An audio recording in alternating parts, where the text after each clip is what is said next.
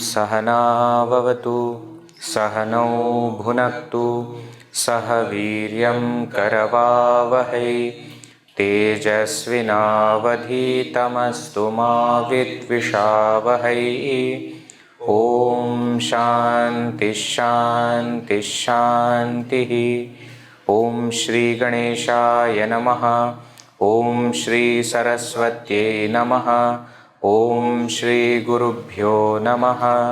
समस्तजनकल्याणे निरतं करुणामयं नमामि चिन्मयं देवं सद्गुरुं ब्रह्मविद्वरं। पठामि संस्कृतं नित्यं वदामि संस्कृतं सदा ध्यायामि संस्कृतं सम्यक् वन्दे संस्कृतमातरम्।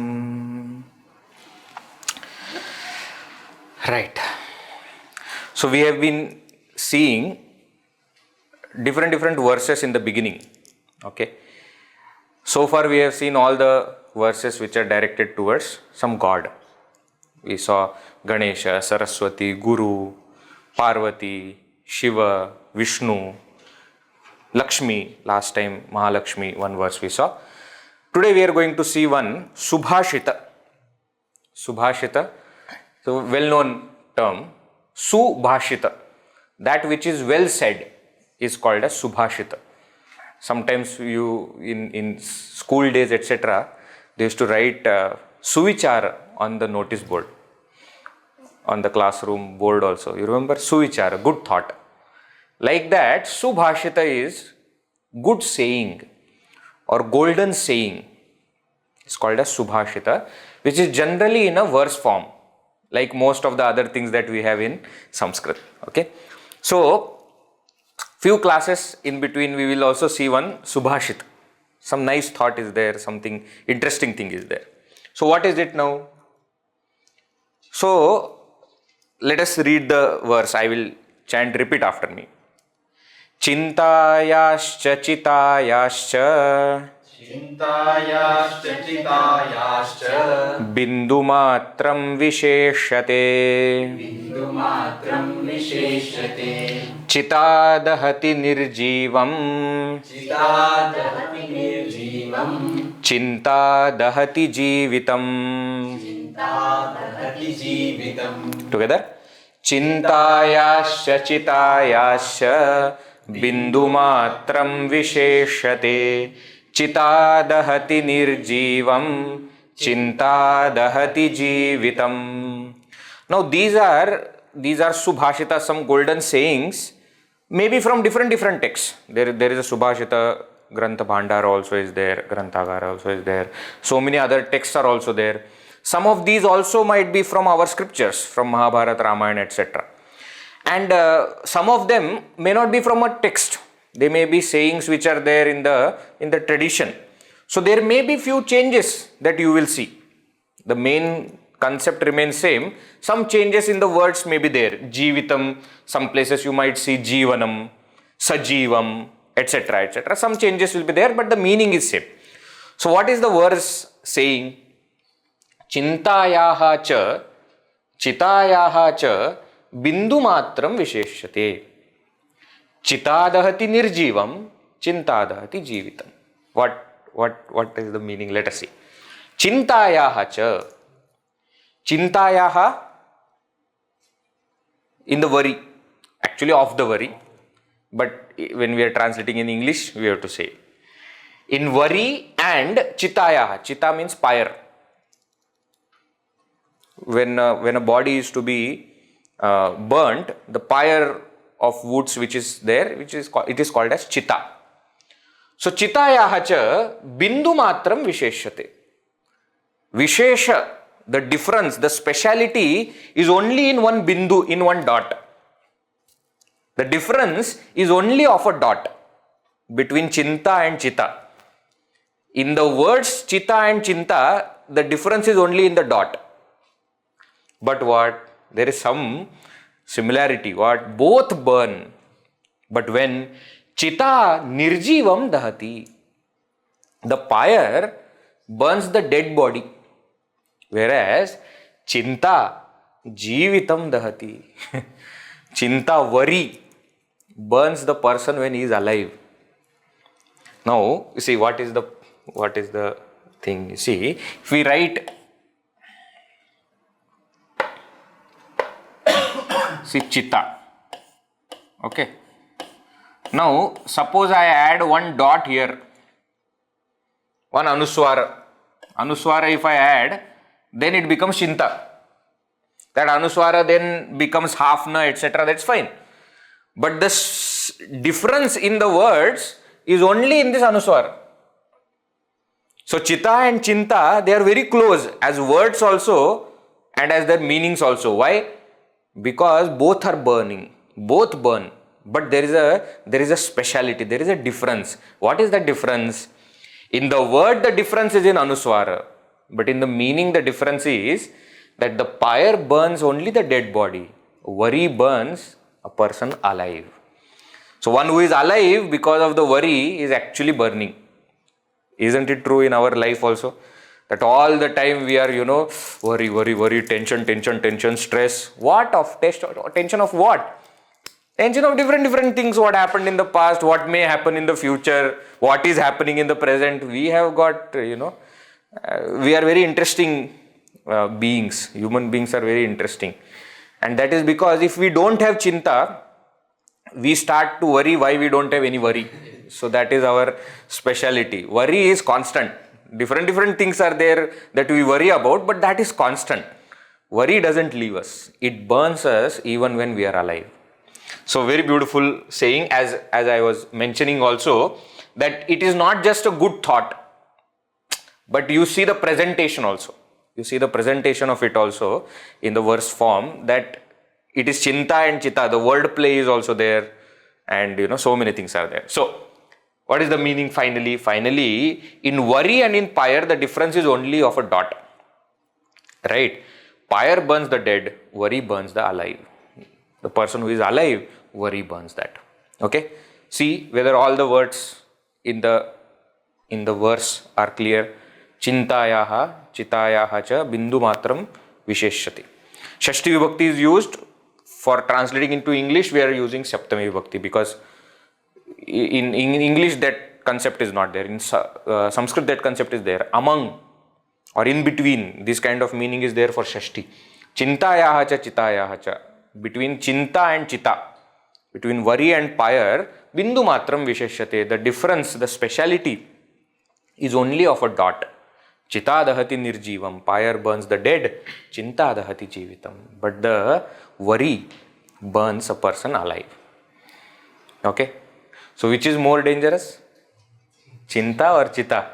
Chinta is more dangerous. Chitta is good actually, because if that chitta is not there, the body will start to stink. So it's good that it is burning. But chinta, worry is something that is not good. Right? So beautiful verse. Let us chant once together, then we'll proceed. Chintayasya chitayasya bindumatram visheshyate chitadahati nirjivam chintadahati jivitam. Okay? Let us go forward. So in the last session, we have seen these many types of subcategories of words also in Sanskrit. I hope you all remember. Basic classification is into two, Subanta and Tinganta. But that Subanta is further divided into Nama, Sarvanama, Visheshana and Kriya Visheshana. Noun, pronoun, adjective and adverb. And we saw all the intricacies of it as just an introduction. Noun is specific noun also and general noun also. Pronoun is also in all the three persons, the third person pronoun, second person pronoun, first person pronoun. When the pronoun is used, already when the noun is used and you don't want to repeat, then the pronoun is used. The pronoun has to be of the same gender as the noun, isn't it? Like in English also we follow the same rule, like that. Visheshana adjective we saw, and here we saw one very beautiful thing that Sanskrit has, that Visheshana always follows the Visheshya. Visheshana adjective. Visheshya, what it is qualifying. It can be Nama or Sarvanama. What it qualifies, what it describes, it always follows. So the Visheshana always follows Visheshya. So what is the form of Visheshya, Nama or Sarvanama? Similar form will be there for Visheshana. And because of this, what happens is, the order of the words, even if it is changed, it will have no impact on the meaning. I hope you remember in the last session, we saw that in English, the word beauty, suppose for example, beauty is a Visheshana, then it has to come before the noun. So the adjective that comes before the noun qualifies that noun. Now if you remove that adjective from there and put it before some other noun, then it will start qualifying that noun. But in Sanskrit it doesn't happen like that. Because Visheshana and Visheshya, Nama or Sarvanama will have same kind of form, you use it anywhere, it will still qualify the same noun. Even if it is coming before some other noun, it is still qualifying the noun which has got similar form. You remember all these points that we have seen? Yes, okay, very good. So Visheshana, Kriya Visheshana we saw, Kriya Visheshana qualifies the verb, not the noun, and therefore it will have similar form, Shigram, Achiram, etc., etc. Similar forms will be there. It doesn't change because the verb is not going to change. So Visheshana will change according to the noun or the pronoun that it qualifies, but Kriya Visheshana generally remains same. The form of Kriya Visheshana remains same. So these four are Subanta, those which end with sup prefixes. Next is suffixes, sorry. Then we saw Avyaya, indeclinable, which is interesting thing in English, in Sanskrit, which is not there. In the such concept is not there. Indeclinable means all other words are declining, and therefore there is a special mention of those words which do not change. Decline means to change. Okay, here decline, don't take it in exact English meaning that they go down. No. Incline, decline, both. Decline means they change, right? But indeclinables do not change. Wherever they are used, in whichever tense, in whichever mood, for whichever person, their form remains same. Atra remains atra, eva remains eva, cha remains cha. Rama may change to Ramaha, Ramasya, Ramanam, Balanam, Balasya, Balayoho. Whatever that Bala, Rama, those words may change. Verbs also may change according to the tense and mood, but indeclinable will not change. Avyaya will not change. We saw sometimes these avyayas are included in Subantas, sometimes they create a separate category for avyayas. That's all fine. It's minor difference. Last type of word is Tinganta or Kriya or Kriyapada, verb. What is this verb? The verb that explains the action according to the tense and the mood, according to the person, according to number, everything, right? So these are the types of words in Sanskrit. Okay, this much is clear? Sure? Okay. Now, we also saw, because in Sanskrit the words take different forms, therefore to identify the form and also to understand the word, address is very important. This also we have seen in the last session, address. So for Subantas, address is designated or decided by these things: Pratipadika, base; Anta, ending; Linga, gender; Vibhakti, case; Vachana, number. Base, ending, gender, case, number. So what is the base? What that base ends with? What is the gender of the base? What is the case? And what is the number? Now what are all these things we are going to see today? Okay, don't worry, that we will see. But this is the address. So anytime any verb, any word is used, nama, sarvanama, visheshana or kriya visheshana, all of them will have these things. Okay. Now tinganta, for verbs, there is a different what we say, categories are there for the address of the verb. What is that? Verb is formed from dhatu, the root. That root belongs to a particular group, so gana. It takes a particular cloth, so pada. It is in a proper, in a particular tense or mood, lakara. It is also having person, third person, second person, first person, etc. and number. Now, have you written all these things? This is from the last session only. Have you written all these things? Now, let us just go back and, for example, let us see it here. This is the verse that we saw today. Chintayasya chitayasya bindu matram visheshyate. Now here, if you see, this is a verb. This is a verb. This is a verb. Can you see? Visheshyate, dahati, dahati. This is verb. Verb means tinganta. Tinganta. Now, chinta, chintayaha, chita, chinta, nirjivam, jivitam, bindu matram, all these are subantas. All these are subantas. Cha is avyaya.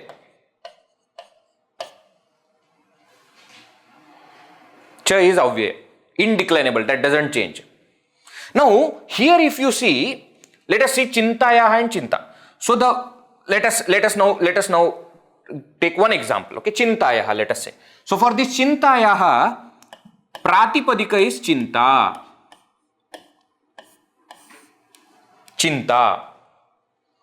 That is the pratipadika. Okay. Anta, akaranta.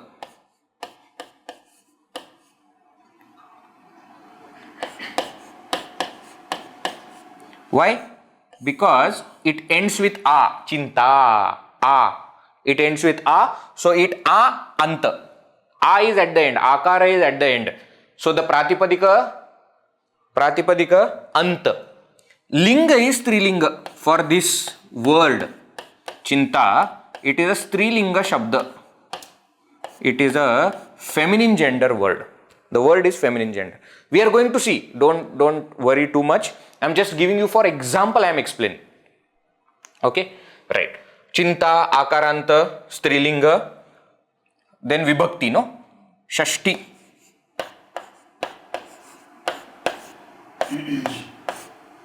Ekavachan.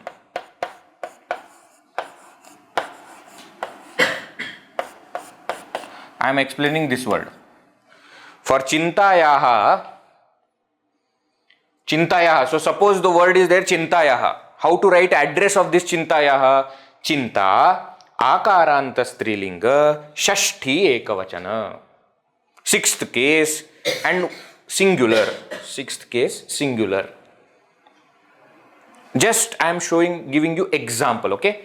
Don't worry too much about how did I get to shashti, how do you know it is strilinga, how do you know it is ekvachana. We will come to each one of it later, but just giving you example. Now for chitayaha also everything will remain same except the pratipadika will be chita. Chitayaha. Now if I have to do for chita, then instead of shashti it will be pratama. For chita and chinta. Rest everything will remain same. Nirjivam jivitam, napunsakalinga, etc. will be there. We are not going to go into details of that. But this is how you write an address for subanta. Now, let us see one more example of dahati. Let us take dahati. Okay. Now daha. Okay. Prathamagana.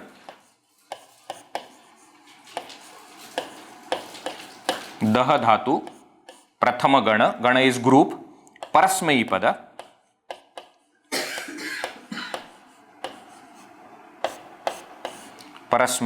lat lakara, that is vartamana kal,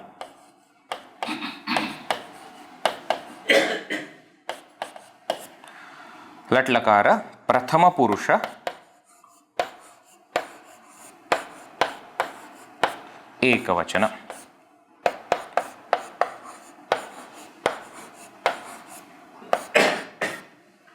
1, 2, 3, 4, 5, 6.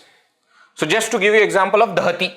For verb, what is the address? Address has dhatu. What is the root? The root is daha. This is square root sign, engineering people, okay? That we are going to use the root sign for these dhatus also. Too easy to remember. Huh? So dhatu is daha, which is in the first group, prathama gana. It takes parasmay pada pratyas, so parasmay pada. Lat lakara, it is in vartaman kal, it is in present tense. The verb is of present tense. So lat lakara, prathama purusha, third person singular, ekavachana. Why? Because chitta is third person singular. So the verb also is third person singular. Okay, are you understanding? Just example. Don't worry about how did I come up with all these things. That is why this class is for. Okay. But this is how we explain. This is how we understand Sanskrit words when they are used. And suppose you want to use the words, this is the method that we follow. Okay. Just giving you example. Right. So we saw the address also. Now, in order to understand this address, today we are going to see these terms and these important concepts. Now, among these, Pratipadika and Dhatu we have already seen. Pratipadika means base. Remember? And that base can be formed from Dhatu, can be formed from other base, or it can be formed by combining two or more bases. We have seen. Dhatu also concept, we saw that there are 2104 dhatus which are fixed. Right? They do not disintegrate further. They are the smallest fixed units in Sanskrit language. So that those two things we have seen. Now what are these other things? That is what we are going to see. We are going to start today. Let us go. So important concepts. First one we are going to see is anta. Anta. Remember in Subanta, address, Pratipadika, anta. That anta is what we are going to see. Anta means ending. Anta means ending. Now, before we enter into all these things, one important point that you must focus on. See, in Sanskrit language, words have different forms. The same word gets many forms, which is not there in English. English also has some forms. Word will get 2, 3 maximum, 4 maximum, not more than that. Right? Sometimes you put es or s to the word ing, sometimes you will put ly, sometimes you will put. So the word changes little bit here and there. Right? In the past tense, ed will be added. Right? Like that, very few changes happen in the original word. But in Sanskrit, each word gets so many forms. Minimum 20, minimum let us say 18 for verb, or 21, not even that, there are many. I can't even say minimum, maximum, etc. Those many forms, same words get. And therefore, even though you understand or meaning of the basic word, to understand the form and what meaning does the form give is what is the intricacy of Sanskrit language. Many people find Sanskrit language difficult because they know the word, the basic meaning, but they don't know the meaning of that form of the word. Example, we use the word chintayaha. Now you know that chintayaha is coming from chinta. Chinta means worry, that you know. But when you add yaha to chintayaha, what does it mean? That many people don't understand. And that's why they say Sanskrit is a difficult language. Why? Because we understand the simple word, but when it takes different forms, we get confused. And if we are confused about understanding, while using it is even more confusing. Because there are so many forms, which one exactly I have to use? That is why it becomes difficult. So we are going to understand how same word gets different forms, and based on what it gets these many forms. So that is what we are going to see. So anta, linga, vachana, vibhakti, purusha, all these things that we are going to see today or in coming classes is to understand that. Is this concept clear? Shall we go forward? Alright. So now anta. So anta we saw there are two types of antas. Anta is for pratipadika. The base ends with what? That is what this is all about. Anta means the base ends with what? Ends with which letter? So obviously there are only two categories. Letters are only of two categories. One is called as swara, vowel, and another is called as vyanjana, consonant. That ayogavaha will be used in the word, not in the pratipadika. Okay? So that ayogavaha has no role here. Pratipadika ends with what? The base ends with what? So sometimes the base ends with vowel, which is called as ajanta. Ach means vowel. Hal means vyanjana, consonant. So ach means swara, vowel. So if the pratipadika base ends with a vowel, then they are termed as ajanta. See, this is a category of subanta only. Not subanta, pratipadika only.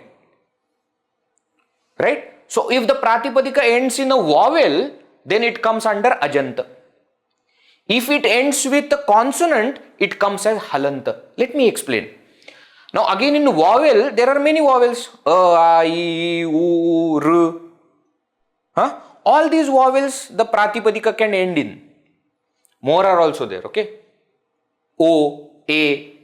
Pratipadika can end in that also. Not usually, very rarely such vowels are there, such ajantas are there, but they are there. Example, Rama. Rama is the base. See, when we use it, we may use it as Ramaha, Ramasya, Ramaya Namaha.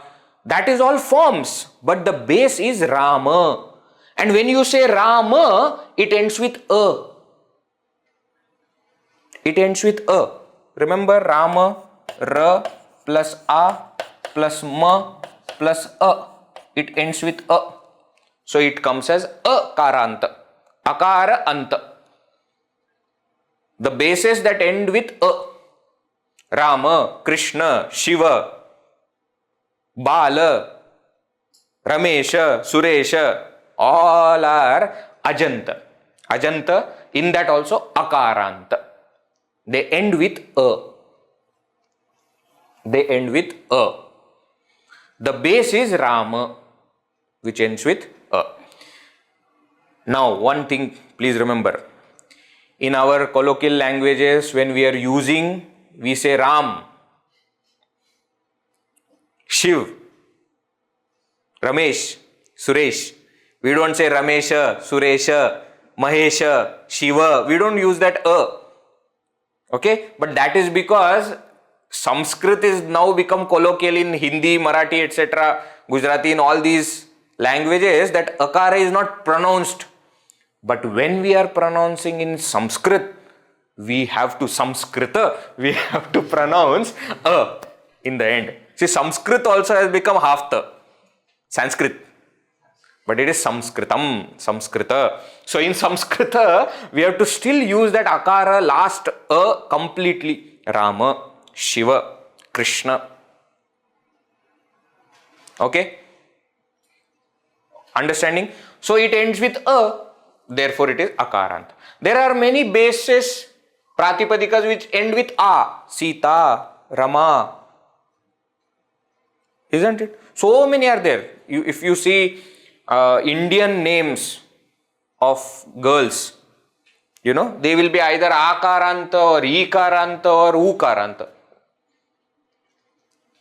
You take all the names. Now also those who are there attending, if I start picking up names, you will see that these are one of these.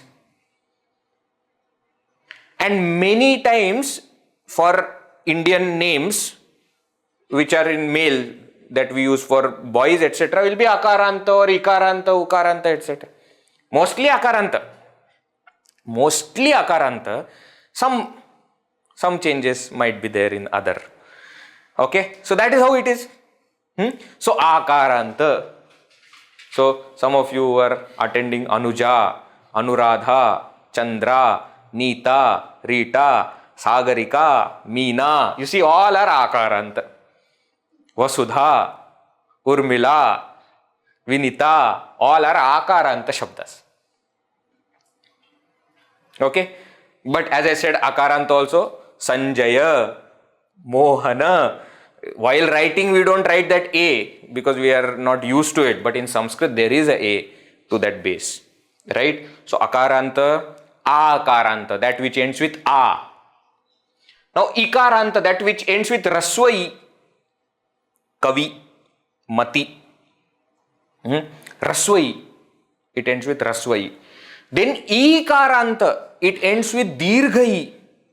Now again dirghai, when it is there, many ladies, their names will be ending with dirghai. Nandini, Gayatri, Saraswati, Lakshmi. All these are dirghai. Dirghai. Ikaranta. Ukaranta. Some words will be there which will be ending with U. Guru, Vishnu, Shishu, Madhu. Raswa ukaranta. Raswa U ends with U.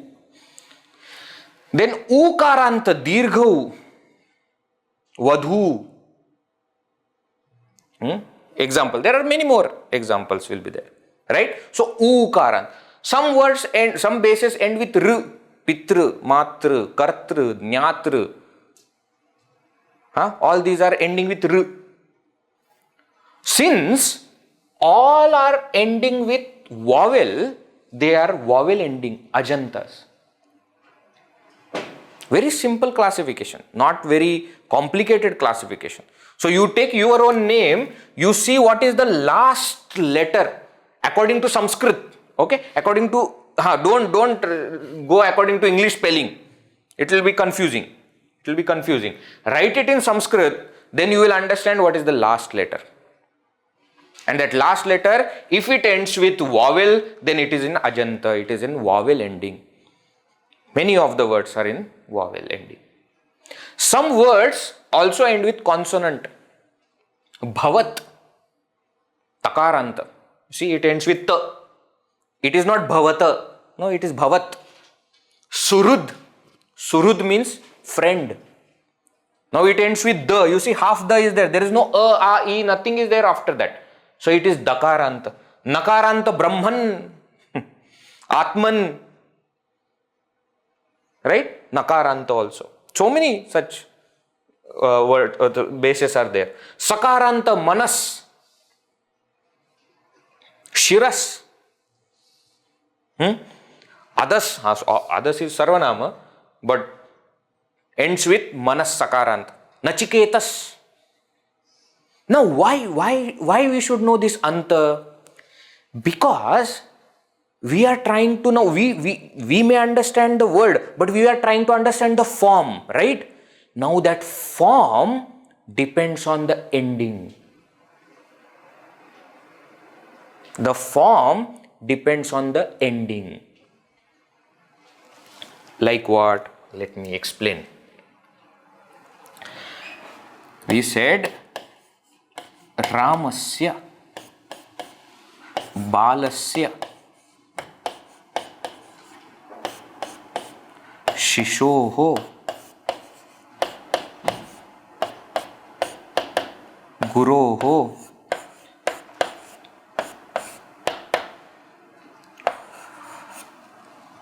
Bhavatah, Manasah.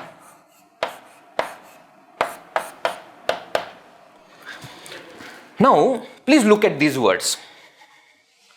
When you look at Ramasya and Balasya, do you think that they have some similar meaning? See, the base, Rama and Bala may have different meaning. But Ramasya as a form and Balasya as a form, do you think that they have got some similarity? Yeah, because both are ending with Sya Sya. Similarly, Shishoho, Guroho, both are ending with that Oho, Oho. So there must be. Now, Guru may be in a different meaning, Shishu may be of a different meaning, but when the form is made, looking at the words, we think that they have some similarity. Similarly, Bhavataha, Manasaha, we feel that there is some similarity. Okay? Form wise, the meaning of the base may be different. Bala, Rama, Shishu, Guru, Bhavat, Manas. Meaning of the base may be different, but the form looks like having the same meaning. Are you understanding this? Now, if I tell you that all these 6 as form has same meaning, what will you say? Now, Vechi, what is this? Ramasya, Balasya is okay.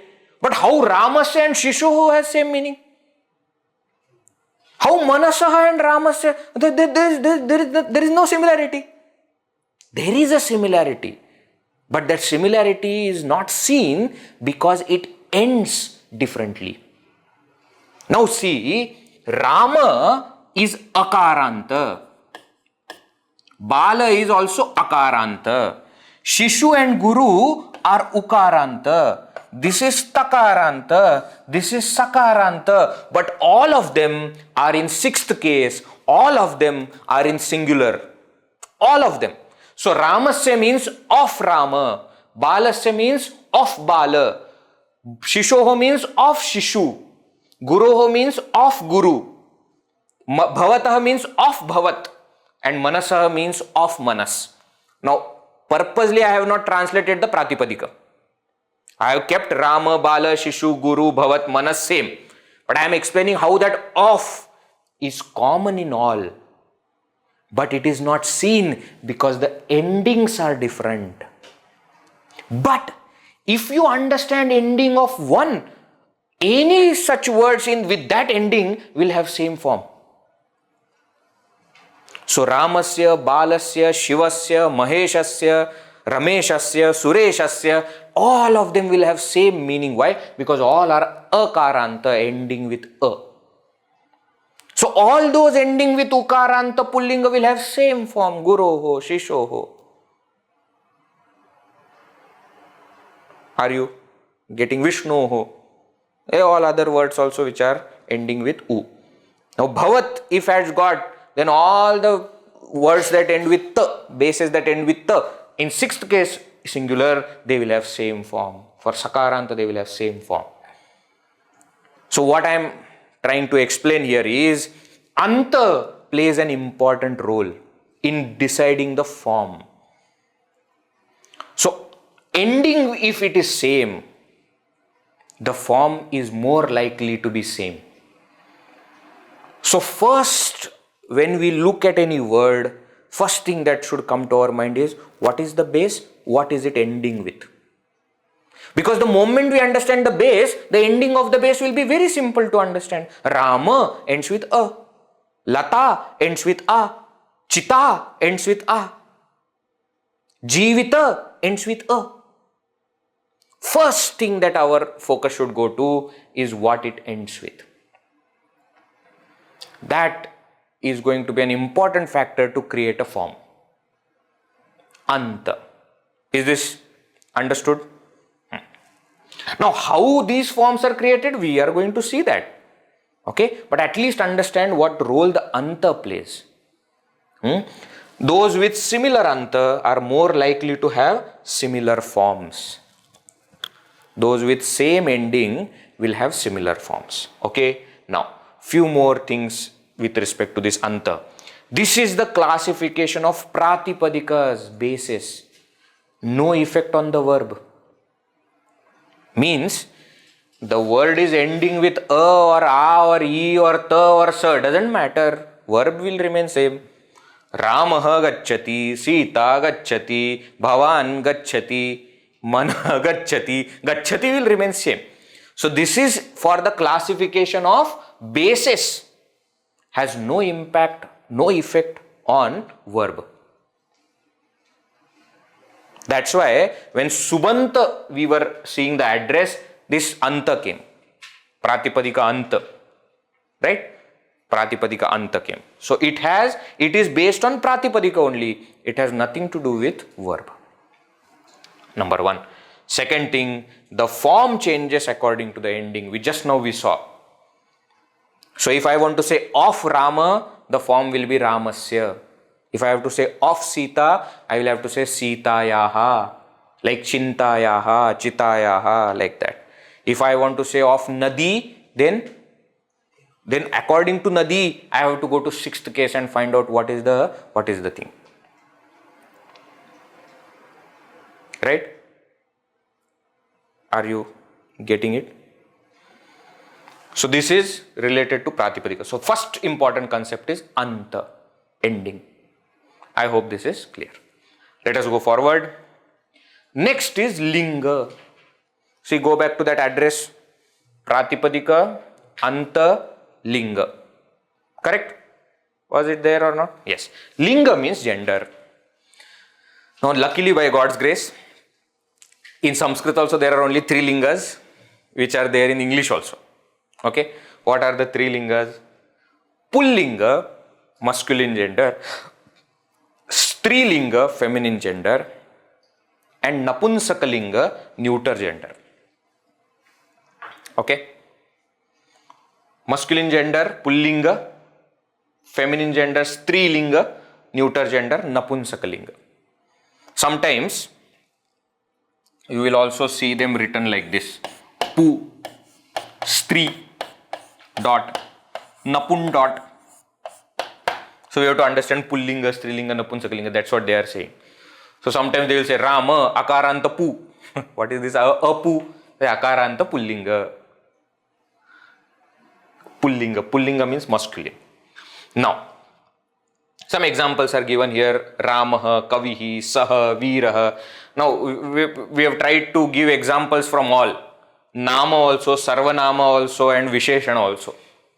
Because all of them are part of Subanta, isn't it? So all of them will have gender. Sita, Matihi, Sa, Sundari. Again here also, we tried to put Akaranta, Akaranta, Ikaranta, everything.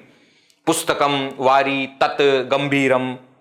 These are Napunsakalinga. Neuter gender. Okay. Okay. So Pullinga means masculine gender. Strilinga means feminine gender. Napunsakalinga means neuter gender. Now, very, very important thing that we have to remember in Sanskrit, and that is, of course, it is classification of Pratipadika. It has no impact on verb. Just as we saw with Anta also. Ramaha gacchati, Kavihi gacchati, Sita gacchati, Matihi gacchati, Pustakam gacchati, Vari gacchati. Will have no impact on the verb. You change the gender, that gender is associated with the base, Pratipadika. It has nothing to do with verb. Because in Tiganta, there is no Pratipadika impacting. Right? So it has no impact on verb. Now, important thing in Sanskrit is what? It is based on the word, on the base, and not on the object it indicates.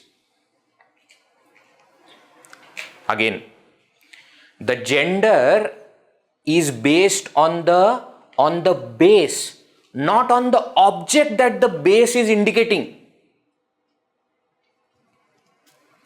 In English, etc., it depends on the object.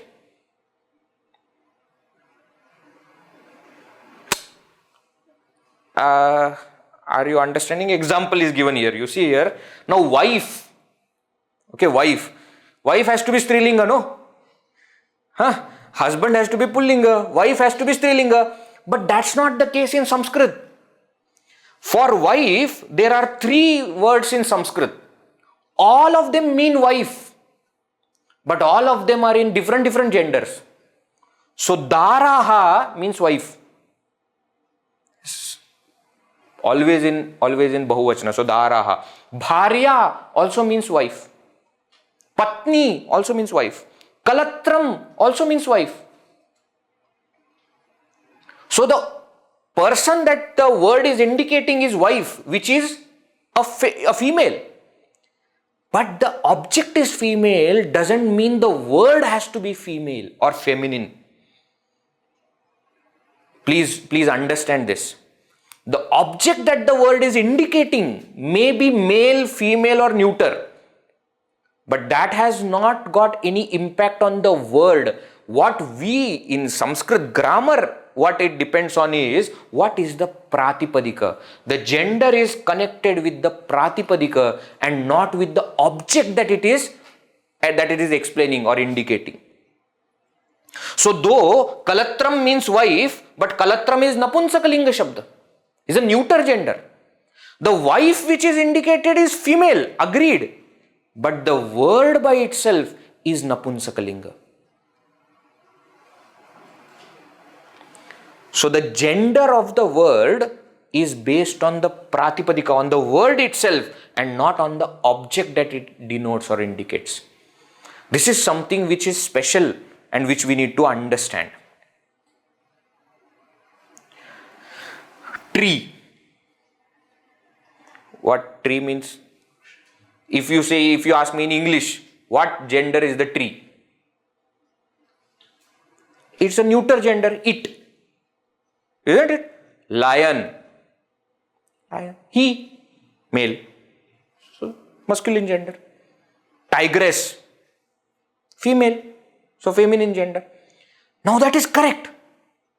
But in Sanskrit, it is not that the object is of a particular gender. What is the word that you are using to indicate that object? Are you using for the tree? What is the word that you are using? Vanaspati you are using or Taruhu you are using? What is the word that you are using?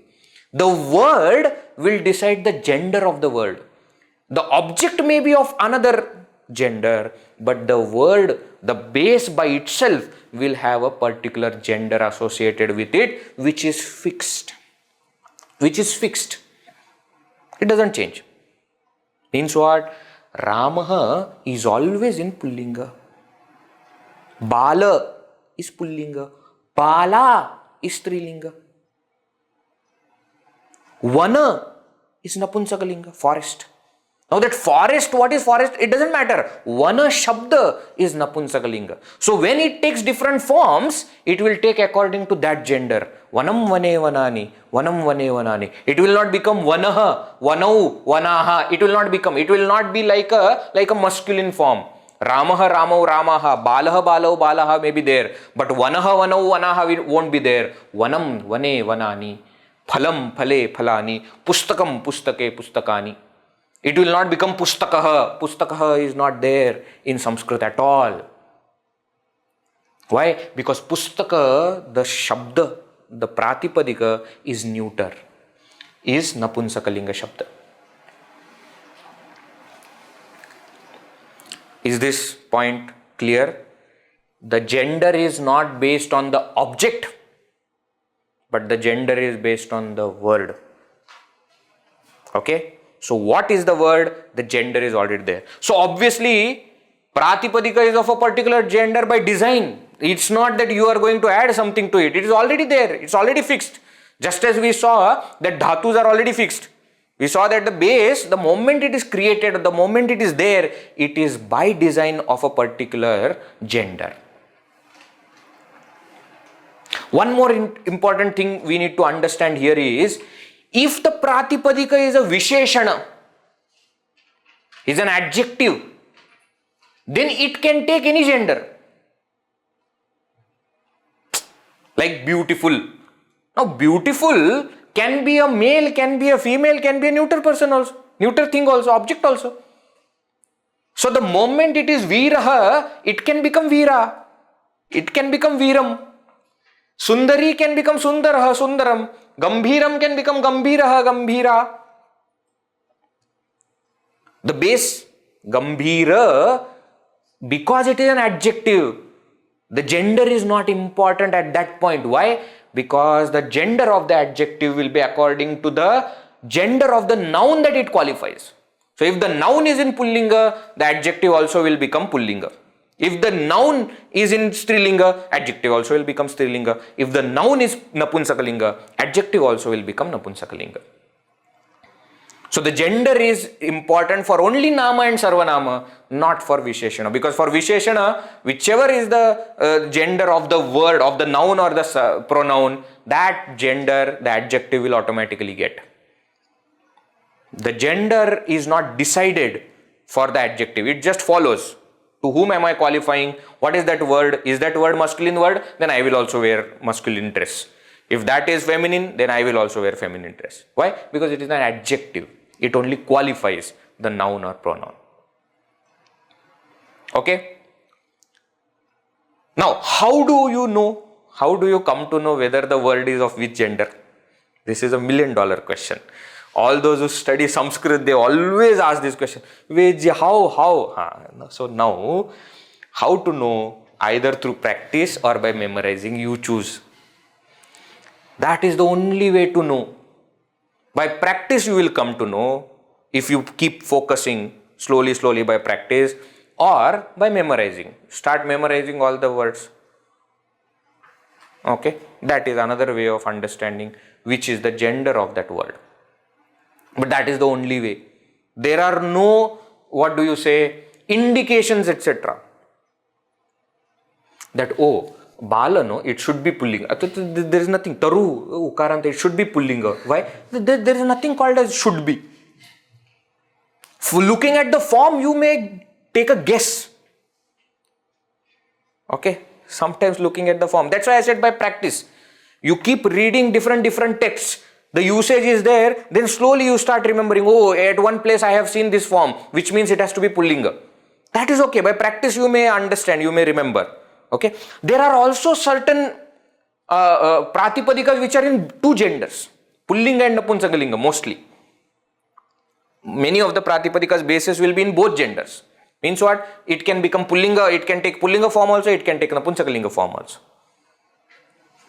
Okay. Such things exist. But how do I know whether it is only in Pullinga, only in Napunsakalinga or both or in Strilinga? By practice or by memorizing, I will know it. Okay. One good thing about language is, unlike the human beings, it does not add into lingas. Nowadays human beings, we have started adding into the lingas. We are not happy with female and male.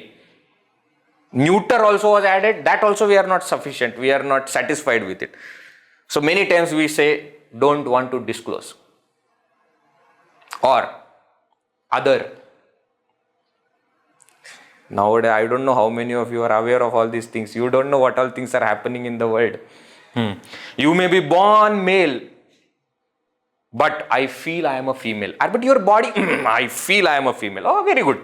Then I start writing everywhere, I am her, hers.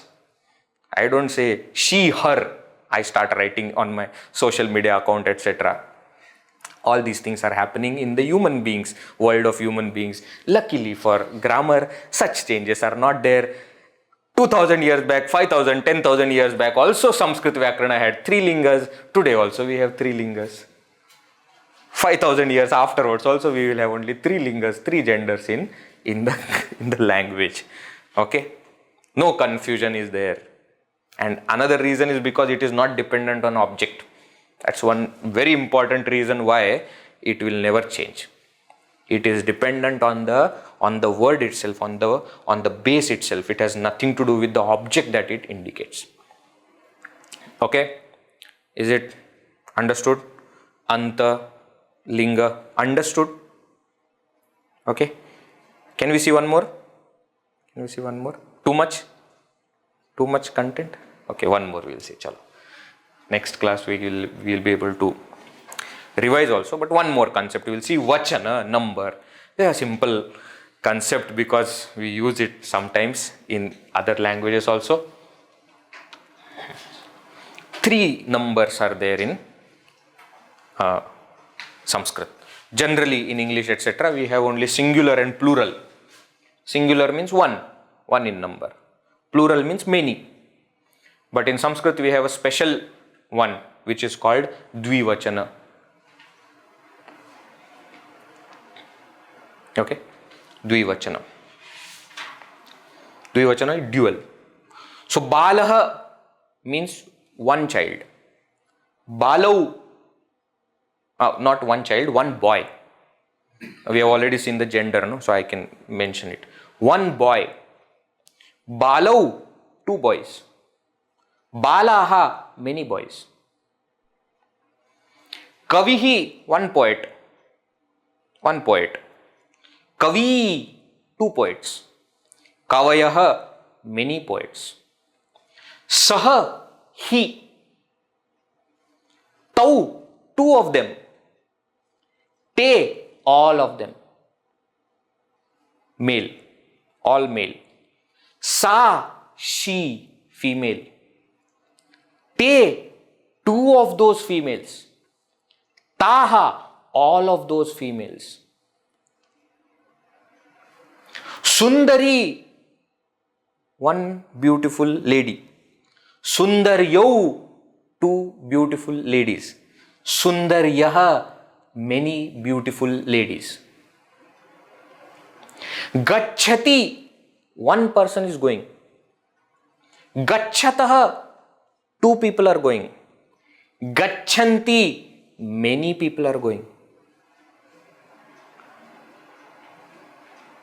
Okay? Now here you will see this vachana number is there for nama, sarvanama, visheshan and also for kriya, also for verb. In the previous two, anta and linga, it has nothing to do with verb. But this is not like that. This has verb also. So dvivachana, which is unique to Sanskrit, because everything in the world is in pair.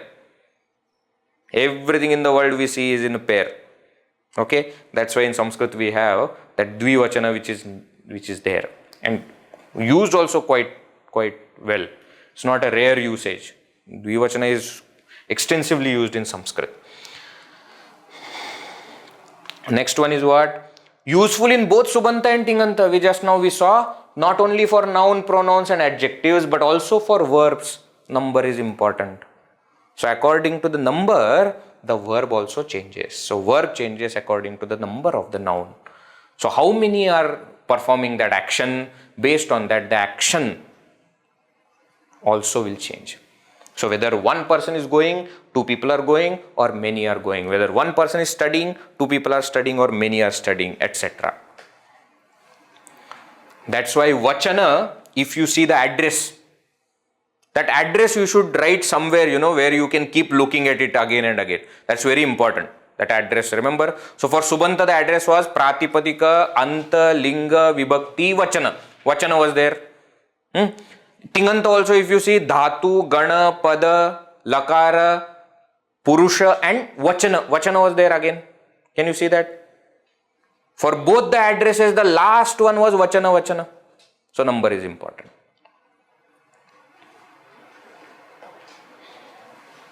Okay? Clear? Just one question has come in the chat. Let me answer that. Daraha, for wife, pullinga shabda was daraha. It is akaranta pullinga, but it is nitya bahuvachananta shabda. It is always in plural. Therefore daraha, like balaha. But it is akaranta pullinga.